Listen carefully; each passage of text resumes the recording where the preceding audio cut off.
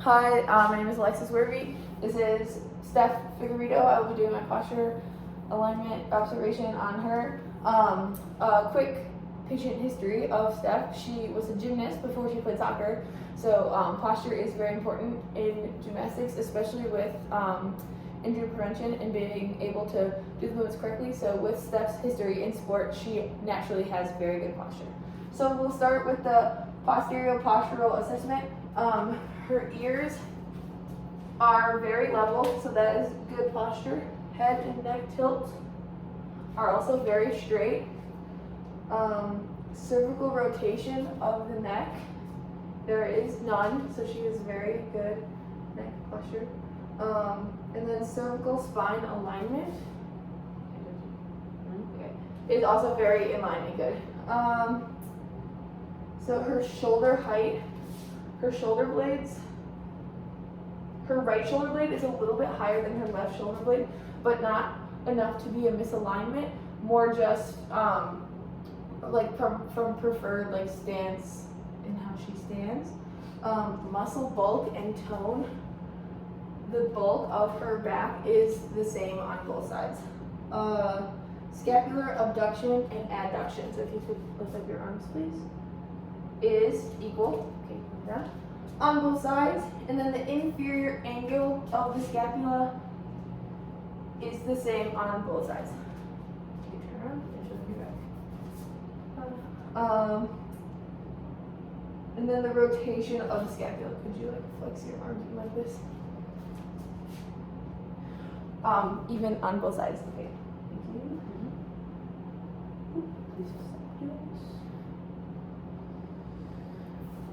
Okay, now the actual line of her thoracic spine.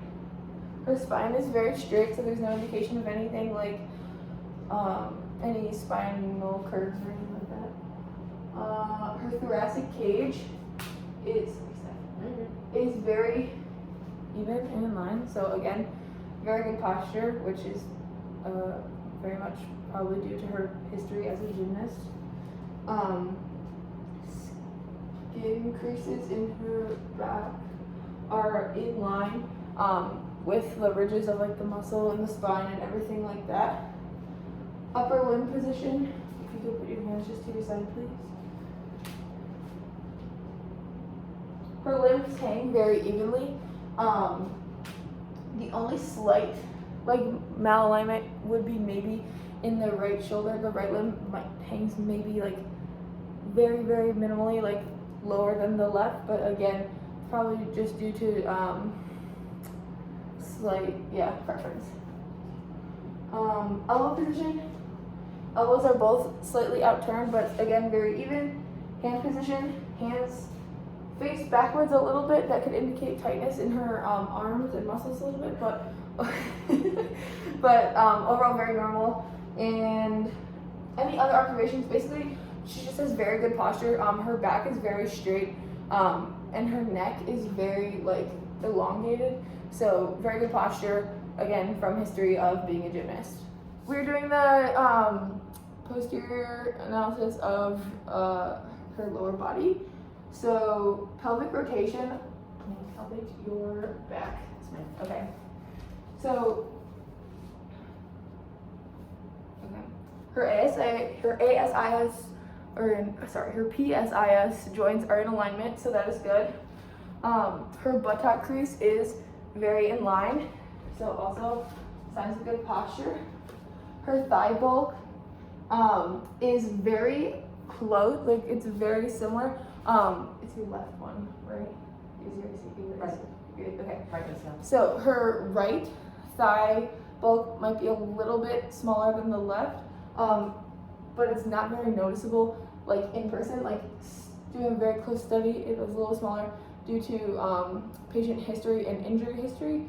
But the patient has done a very good job of regaining that muscle, and it is very even, and so very proud of her. Genu varum and genu valgum. There's no like inward curve of her feet. She has a bit of flat arches, but not any like crazy like malalignment of flat arches. And then her calf bulk is very even in both calves also. Beautiful. Cool, okay. Lateral posture assessment. Okay.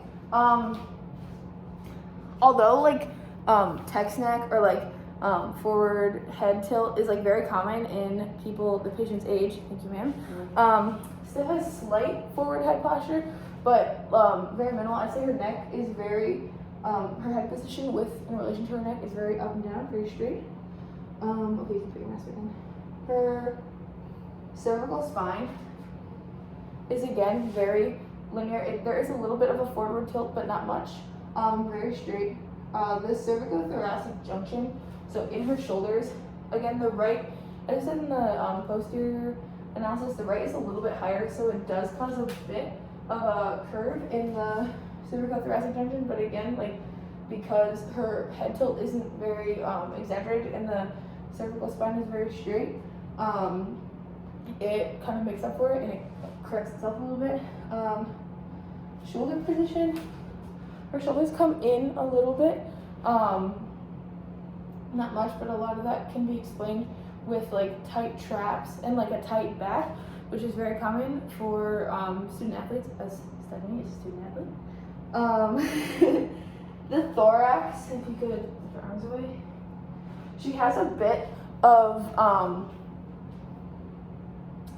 posterior pelvic tilt, so her abs are very like strong, and then hamstrings are tight. So you can put your arms down. So because her abs are tight and her hamstrings could potentially be a little tight, it kind of tilts the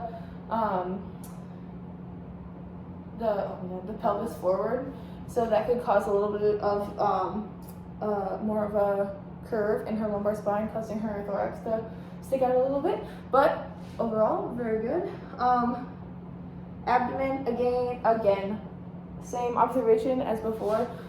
With like the tight hamstrings and the tight abs, it pulls the cause more of a curve in the lumbar spine. And then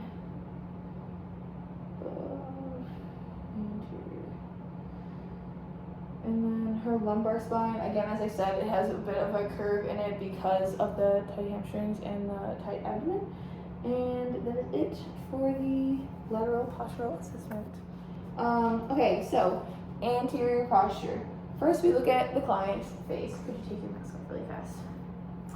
So, face is very symmetrical. That doesn't indicate any malalignments in the joints of the face. Thank you, Seth. Appreciate you. Okay, head position, again, as we said, very in line. Her ears are in alignment, and then also her neck doesn't really have a tilt either way. So again, good posture. The muscle tone in the face, as we saw, very even. There's no one side that's like lacking definition, which is another indicator of no malalignments. Her clavicles, here and here, the right one is a little bit higher than the left one. The patient informed me of past injury where she actually broke her left clavicle, sorry. And so that could contribute to the posture malalignment where I said the right one is a little bit higher where the left one does sit a bit lower than the other. Shoulder level, her shoulders are very even. Again, the right one does sit, while the clavicle is a bit higher, the shoulder tone in the left one looks a bit bigger, but it might have had to adjust because of the past history of trauma. Rounded shoulders. The client has very square shoulders, again with the very good posture, especially in the cervical spine. Chest, very even. Chest very even, very straight. And then the carrying angle, I'm going to palpate on the patient.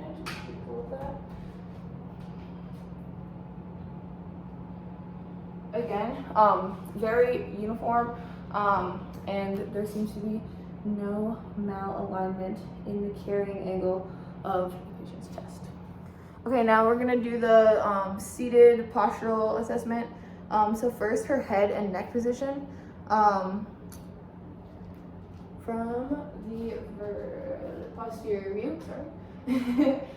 Very straight on again. Ears are still in alignment. Again, the right shoulder is sitting a bit higher than the left shoulder, but as the patient said, that is due to past trauma with the shoulder. The shoulder height. From the posterior view, you can see that the right shoulder is a bit higher than the left shoulder. Again, same explanation. The thorax of the patient is very straight, very much in alignment. Her hip and thigh position. Can you please raise your arms a bit? So the angle between her hips and her thighs is very good. This patient has very good posture, so there isn't much like slouching or vertical flexion of the thigh at either side between her hips and her thighs. And her lumbar, spine, pelvis, and hips. So if you keep your hands up. Her pelvis is not rotated anteriorly or posteriorly. It's in a very neutral position, and neither side is tilted left or right. So that is really good. And then her knee position, her knees, as her feet don't touch the floor, her knees are bent in a little bit more than was considered like a correct posture, but I think that's more due to like the angle which she's sitting at rather than the actual posture of the patient.